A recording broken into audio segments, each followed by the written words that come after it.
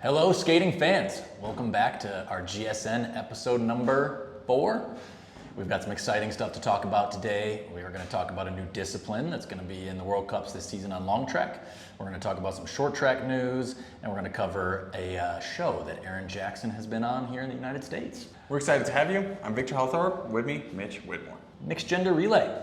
So a new distance that's going to be in World Cups this season. They've tried it out at the university games in the past, but it's never been an official distance, and this year we're going for it. I believe there's 3 of them out of the 6 World Cups, and it's going to be super interesting. It will be wild. I imagine they got that inspiration from the short track World Cups, where it's been a thing for the last few years. Right. But yeah, there's a lot. I'm just very curious how that's going to play out. We're going to see some girls being pushed by very fast guys.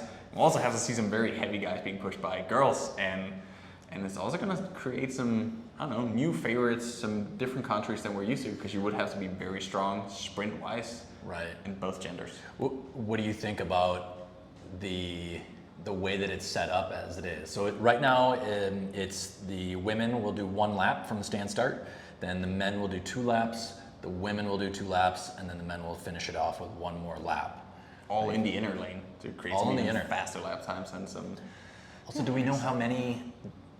Is it 4 teams at a time? That's going to be. It'll be pretty chaotic. 4 people lined up side by side. 8 people at start next to each other. That could be interesting. I could also see that depending on how each race or heat plays out, that there's going to be at times where some will have pushed a woman out, some will still be the man there. There'll be some different sizes and different speeds going on in the ring at the same time. Right. I'm trying to picture like how exactly it'll work, because on inlines or on short track, it's easier to build up your speed on the inside. Inlines, you have the bank to come down and make the exchange for relays. Long track, it's going to be a really hard thing to build up on a wide corner like that. Especially for the girls coming out for a guy that's going, I don't know, plus 60 George kilometers. Stoles is probably going to be going at 40 miles an hour, at low 24 lap. That sounds scary. I am glad I'm not going to be. It's going to be hitting a wall. Yeah. What kind of skaters do you think are going to be the best ones for the job? I would actually, now that you mentioned Jordan Stoltz. Of course. The U.S. is definitely going to be up there, and just I think we should look more towards the 1,000, 1,500 meter skaters, even though it is an all-out sprint. It's still going to be 2 accelerations or a start even to get up to that pace. So I think we'd be looking more at the 1,500 meter, maybe 1,000 meter skaters. Obviously the Dutch, you can pick any Dutch skater you want skating at the somebody World that Cup. can figure it out. There's got to be most of the Asian countries in there. They're technically good. I would feel like, given the fact that the Koreans sit lower than anybody else, they should be ready for that relay push. It's going to be interesting because it is interval based essentially. Like, there's 2 efforts, big efforts. Also, it's probably more important for the woman to be sprinty than the man because it's from a stand start. So more of somebody that's good at that flying lap for the men. I think it's going to be super interesting to see what each country puts out there, and I guess how serious the Dutch take it the first year. And I was about to mention that, because it is not an Olympic discipline, and I doubt that it's going to be at the 2026 Olympics. So we might see what we've at time seen in the team sprint, or some teams or some skaters are now prioritizing that because it's not how different countries or skaters get their funding, or it might not just be a priority if it happens to be, let's say, in the same day as a different discipline or a different distance. I like the thought that we're trying new things in speed skating. I personally would love to see a flying lap as part of the protocol, maybe on a Thursday race day, kind of like F1 does for their qualifying rounds. But I'll take what I can get and see what this new event brings. Semi-pack style races is definitely going to be a cool thing. More skaters at the same time, it's going to be action-packed. Should be cool. With some more interesting news, we've heard in the media lately that Jumbo is trying to figure out their sponsorship. The Jumbo speed skating team is trying to figure out their sponsorship situation. And I've seen that Tim Cook, the CEO of Apple, has met with the Jumbo cycling team, or the Jumbo Visma cycling team, however that's going to pan out, as a potential sponsor. Don't know how real that is, but he is a big fan of cycling. And we've also heard that Amazon has had their hands in the pot as a possible sponsor. Again, this might just be for cycling, but you got to think that since it's the same team, that maybe there's some carryover into our sport, which could be amazing. Definitely hope so. The Jumbo team, whether it's cycling or skating, have just been so successful. So I think it's worth the money, yeah. Right. And it would be great for the sport. God, yeah. And could you imagine if Apple or Amazon decided to do a little like the Netflix series for our sport? That would be very cool. It is something that we desperately need. So if you guys know anybody, put the good word in over there. We count on you, Yuta. Sticking with some Dutch news, we've heard that Patrick Roost is not going to be doing the team pursuits this season. Very interesting news, because in the last episode of the GSN Show, we talked about how exciting it was that his teammate Kill Noise was now dedicating some of his time and training hours to that exact same distance. Right, so I don't know why they would have Roost not do it. Maybe he's just not liking what the schedule looks like at World Cups or how they're training for it. Who knows? Like we talked about last time as well, I'm sure it's really hard to organize training amongst all these different pro teams and trying to get that situated. But maybe they're just going full sprint. They're just going to put Thomas, Kjeld, and whoever else you want from the Dutch sprint crew. I just hope for a good glide. I mean, Patrick's got so many other distances going for him. At times, the 1500 and the 10K on top of his main distance, the 5K. So I could also imagine it's just going to be a lot of busy weekends, and maybe he's hoping for a smooth way in when they get to World Champs. Right. But I have a hard time seeing the Dutch Federation just throwing him in there without skating a single World Cup. Yeah, unless it's their quota positions make it so they have to, because that does happen with their little matrix. It's tough when you're full quota in every race. Speaking of the World Cup schedule, this year is a very different schedule than we've seen in years past. Obviously, the addition of the mixed gender relay is going to be interesting. But in the Salt Lake World Cup, it's listed on the schedule that there's 2000s, which is odd because it's not part of a sprint program or a sprint protocol. But they're putting 2000s there. There's still the team sprint, team pursuit. The mass starts at all 6 of them. They're back to 2 500s at a lot of World Cups. So yeah, it's going to be insanely packed over 3 days. Very sure we have never had World Cups with that many distances in each World Cup. There was even times where they were separated as sprint World Cups, distance World Cups. And here I can name a lot of skaters that will be racing if you count in the heats, the semifinals. I don't know how they're going to do the mixed gender relay, but even the mass start semifinals and a double 1,000. Yeah. People are going to be really tired at the end of these weekends. Yeah. But great entertainment, I assume. Yeah, it's just going to be, I think, more strategic on who races what. Yeah. Some people have a lot of races.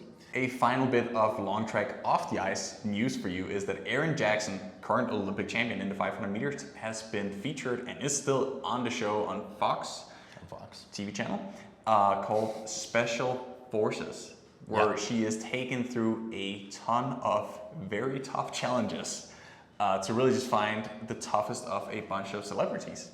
Yeah, it's a bunch of celebrities that have signed up for this show. What's wild is there is actually no prize money on the show. I think it's just bragging rights and making a better name for yourself. But not to give anything away, but Erin has done well so far. If you haven't seen the show, or if you can't even get it in the country that you're in, but it's super interesting. It's a really tough looking show. They're not letting him get too much sleep. They're putting him through a lot of tough challenges that special forces from around the world do. And so if you get a chance, I would check it out. One of our own speed skaters is, There are 3 episodes in, and only half of the contestants are still in the show. Yeah. And Erin is one of them. So proud of Erin here on behalf of the skating world. Yeah, good stuff. The first couple episodes were pretty darn entertaining. Poor Tara Reid was struggling, but pretty funny stuff. Moving on to our short track news. We've got a lot of eliminations too there. Yeah, we've got some wild stuff going on, mainly on the women's side, it seems. Yeah. It sounds like a lot of the top competitors this season are not going to be racing for various reasons. We heard that Anna Seidel is going to be taking some time off. Min Jung Choi is also not going to be racing, or at least not for the first half of the season. Kim Boutin is also going to miss a few World Cups here and there.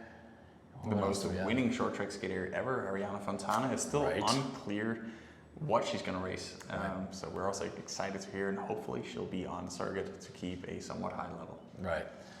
Yeah, it's going to be interesting. I also even heard that Suzanne was thinking about sitting out of some World Cups. Yeah, it hasn't been fully clear, but she is trying to make her way back. I believe it could be some mental things that had to fall in place.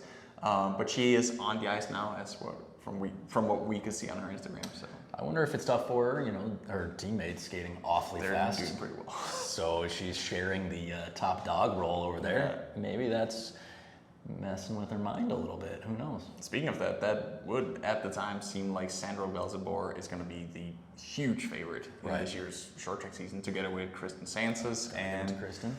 And speaking of Ebony, we talked about in a couple episodes ago. She finished 12th overall, and it seems like she was mixing it up pretty well.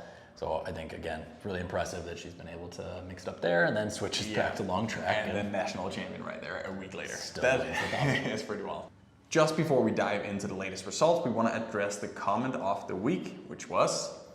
The comment of the week was, are there any unofficial times that we know of that are super fast? This came up with the comment that they saw the results from our time trials here in Salt Lake City and a couple pretty fast times. Kimmy Getz set a really fast 500 and a PB 1500. And of course, fast opener. PB opener. Unofficial though, because we don't have licensed officials at the competition.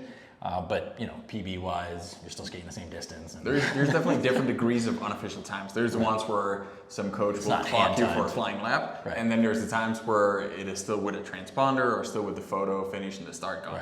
So the ones we're going to talk about here are the ones that actually did happen, where the times are correctly measured, yet not on speed skating results. They're unofficially official.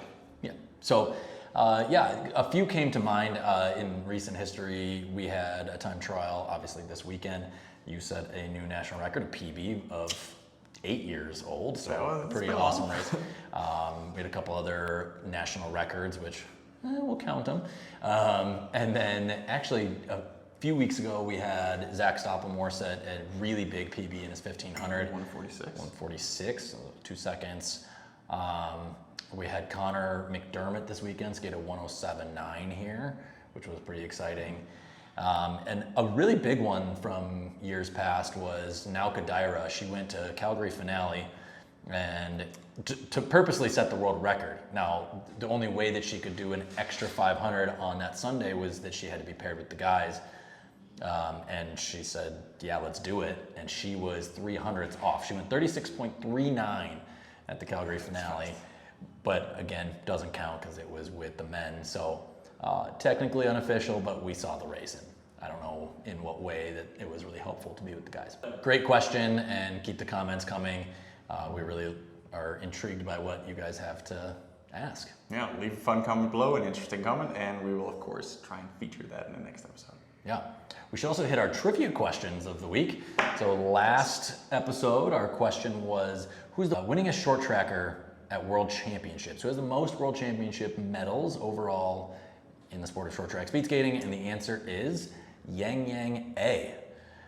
We had a few people saying that Viktor Ahn was the most. That would have been my guess. And he was close, but it's actually Yang Yang A. And I have a feeling she's going to end up on our top 10 short trackers of all time. I just have a hunch, you know. For next week's or next episode's question, we're going to ask you what country has the most official long track skating rinks, indoor and outdoor rinks included. I think you just told me this answer last week, so I have a good guess. But could be wrong. We'll talk after. We'll see. Give us your best guess, and then we are going to reveal the right answer in the next episode. All right, now we're going to talk about some results in the world of long track speed skating so far. Inline season is mostly wrapped up right now, but we've got the short track and long track season upon us, so pretty exciting stuff happening. To start off, it seems like the Russians are racing still and setting some decently fast times. Yeah, I would argue that the winning 500 meter at the latest Russia Cup, Ruslan Murashov, he skated what I think is the best 500 meter in the world this season, a 34.7 at sea level. Yeah, that's probably the fastest, the best, you're right. The fastest, Laurent went 34.5. Funny, he actually commented on one of the videos that we posted and said that he's just shaking the rust off. It also sounded like he had an injury of sorts, so he missed a little bit of training. We're confident he'll be just fine by the time the season gets going. Wish I could do a 34.5 rusty. That's the goal. We also had Sana Imtahov skate. Did you say the fastest 5K? The fastest preseason 5K ever skated by a woman. crazy. 6:56. Yeah. That's not too bad. It's impressive at sea level. Yeah. It makes it even more impressive. Speaking of the longer races, I was really impressed by Valerie Malte up at the Canadian trials. She won the 3K in a really good time. Yeah. She was... It's not the easiest distance. The easiest race to win is not Canadians' women's distance races. They are, pretty stacked. Yeah. Decent TP team. And she was first in the 3K. She did really well in the 15, the 5K. She won the mass start. Like, she's skating super well. So... Yeah, and her partner, be looking out for. Her partner Jordan Belches has previously taken some time off to focus on his studies. Also came into these trials not perfectly ready, according to himself, and he won the men's mass start. So we're also going to see him on the World Cup circuit. It was an interesting race, by the way. Like, I thought it was funny that the breakaway of Connor Howe, Antoine, and who else was in that breakaway? They were off for a while out in front. And then Ted decided to take over the lead. Not sure if there was a little bit of team skating involved. Not sure what the rules are up in Canada at their mass starts, but he reeled them back in. And with 3 to go, Belchos kind of just carried the speed and off he went. He made it. And it was really close. Actually, the group did get really close to him at the end for the final sprint, but he took the win. I do really think in all these qualification races in the different countries, the mass start event is one of the most exciting races to follow because it is at times a little random, but it's also such a different race from the World Cups where it's going to be high pace right from the start. Where here it could be some people have a bit of luck. It might end in a sprint, might end in a breakaway. There might not be the bunch to chase that breakaway. So almost every year we see different racers and different skaters from different countries participate in the World Cup simply because however the qualification just goes. You know, I do find it interesting that Belchos has seemingly always been in the mass start at World Cups and always makes their team, and they've got a really stacked 1,500 to 5K group up in Canada, but he just seems to be sneaky. Like, he gets away at the right times because I would not have personally picked him as like a mass start type skater. He doesn't have that like top speed at the end, but he finds a way. He's won World Cup medals. I think he's won a World Cup before. Yeah. But yeah, sneaky little strategist there, Jordan Belchos. Yeah, definitely. There's also been a lot of racing in Europe. In Insel, we're used to seeing very fast times at this time of the year, especially when the Dutch are there. They seem to crank up the temperature inside and the ice gets a little faster. So we have had a bunch of Dutch skaters skate some pretty good times, but the ones that really stand out is, I'd say, the Polish. Yeah, Damian Zurich, really fast time so far. It seems like he's 500,000 and 15 have all been good. 147? 147 from a guy that we previously just knew as a very snappy 500 and 1,000 meter skater. Right. My guess is he's going to settle into 1,000 as his ideal race, which I feel like it already is, but now that he's showing both ends of the spectrum are super strong, 1,000 is going to be one to compete with. Definitely. Moving further north, but staying inside Europe, in Norway, they had the first test race where all the national team skaters of Norway participated in Kristiansund, where they're going to have some more races, some more training camps until their trials in Bjørn, just before the World Cups. And the one thing we can say here, it's hard to tell because we don't really know how fast that rink is, but we can definitely say that it's a very, very even team. The best 5 of the men's skaters were all within less than 2 seconds. Yeah, that's an intense battle. It's got to be fun and also just like, you know, them pushing each other all the time with all these races and every day in practice. So it's got to be wild. It's a good squad. You have World Cup medalists here that are definitely not sure to even make it to the national team. Right. On the World Cup team.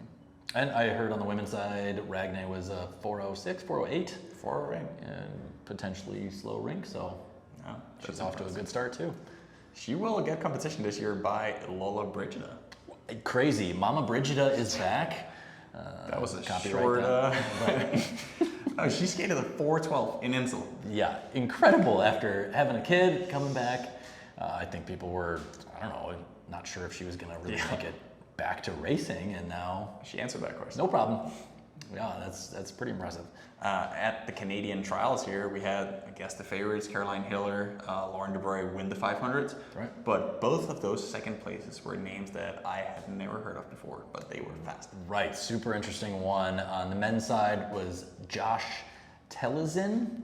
I hope that's how you say it, but really nice first 34. 21 years old. Yeah, so that's an exciting one, and not too far off Laurent, and it didn't seem like the ice was crazy fast. So I think that's going to be a name to watch as we go forward. And on the women's side, Jenna Larder, She did not get the time that you need in Canada to go to World Cups, but she's second place, nice PB. So it looks like she's making some progress, and also definitely a hockey player. She takes a lot of steps. Yeah. But boy, not bad. Canadian. And even her 1,000 was a solid race. So yeah, cool to Lots see. of stuff happening out there, yeah. That'll be interesting. In Salt Lake City, we had some good times as well. We mentioned it a little earlier, but Kimberly Goods skated a very fast 500, the fastest so far in the world, and also a PB in the 1500 meter. Yeah. That'll be interesting to see. You know, we're going to have some very important races on fast ice. I feel like there's a home advantage even in Calgary. Yep, quite a few altitude World Cups and competitions this year. Up next, we have our skater highlight of the week. What do we have this week? Francesca Lollobrigida. She really deserves it. I mean, she had a kid. She took all of last season off, and she made a crazy comeback. She skated a 4:12, a 2:03. 2:03 in Insel, fresh out the gates after a year off. I think that's super impressive. That is incredible. I mean, she is a good skater. She has 2 Olympic medals. She is super strong. Every time there's been any outdoor races, she's been incredible. I think she medaled at Worlds All Around when it was outdoors. I'm pretty sure she medaled at the World Cup or was very close for the outdoor World Cup in Tomkamai as well. She's just a strong skater, strong athlete, and she just proved that. Yeah, I mean, she's got a super rich history on inlines, right? Yep, multiple times world champion. She is from a very, very dedicated inline skating family. Her dad was, or is, her coach. She's training with her sister, Giulia Lollobrigida. She had a little doping scandal, but they are now both back in training, and she is also married to an inline skater. Crazy. And yeah, this last Olympics, before she had her child, but the last Olympics she was second in the 3K. I think she was 6th in the 1500. She was 4th in the 5K. She medaled in the mass start. So a really impressive run at that last Olympics. Which is really good for Italy. They haven't had that many female skaters, successful skaters, so it's very nice to see that she was that good and that she is back. I found it crazy too that, not to get away from Francesca, but right after Francesca is no longer racing, they have a new Italian girl that stepped up, Laura Paveri. Tons of top 5 finishes. Also crazy. Yeah. So this will be a very interesting year with the two of them, both at mass starts, maybe doing some team skating together, but they're going to be a force to be reckoned with. And if you follow the Italians on social media, you can see that they have quite the training group, not just the men, but also 5-10 female skaters right now training in Insel all together. So they have enough inline skaters to pick from, and it seems like they're trying to drive more and more over on the ice to hopefully pursue what Lollobrigida did and maybe is about to do. Yeah, but she's a very exciting skater, and I hope she gets back to the same level that she was at prior with, being able to race in A group in the 1,000, 15, 3K, 5K, mass start, TP, just anything she wants. Mixed gender. I just love that some of these skaters are able to do all the races, and they just go for it. So hats off, and that is also the final point in this GSN News episode. Thanks for tuning in on today's episode. Again, leave us any comments. Be sure to answer the trivia question below. Subscribe. Yeah. Tell your friends about it. Hit the button. Yes. That's it for us. We'll see you next time.